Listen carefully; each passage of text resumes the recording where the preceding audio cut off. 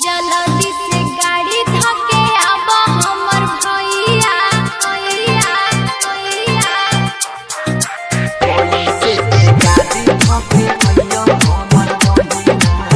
Music by DJ लाल बाबू राज। जल्दी से गाड़ी धके आबा हमर भैया जल्दी से गाड़ी धके आबा हमर भैया जल्दी से गाड़ी धके आबा हमर भैया छियै पवन त्योहार भाई बहन के प्यार राखी बंधवा हो मोरे भैया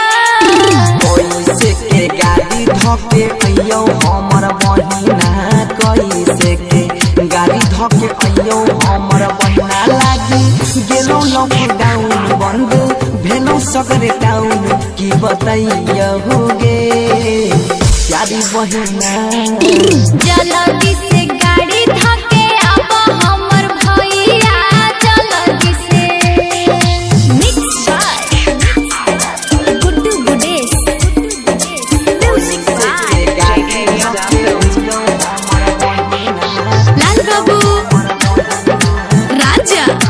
जल्दी से गाड़ी धके आबा हमर भैया जल्दी से छोटा ही में भैया छोरी के गेला हो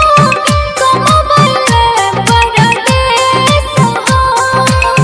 जब तक नई भक्त मनवा में रहतै लागल हमरो कलेस हो बात के पूछे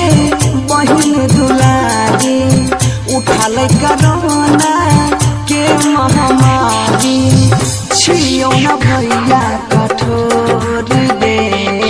जल्दी से गाड़ी धके आबा हमर भैया जल्दी से गाड़ी धके आबा हमर भैया छियै पवन त्योहार भाई बहन के प्यार राखी बंधवा हो मोर भैया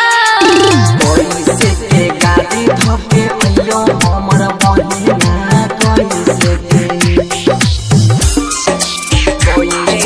गाड़ी धके अइयो हमर म्यूजिक बाय अइयो हमर बहिना लाल बाबू राजा।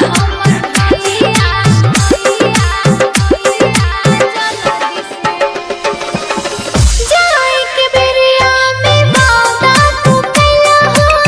हर साल ओई बोगे दुख सुख में तो हर साथ ने छोड़बा बन के खेबैया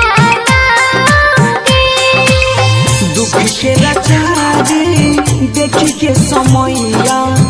बाबू बीमारी कमजोर मैया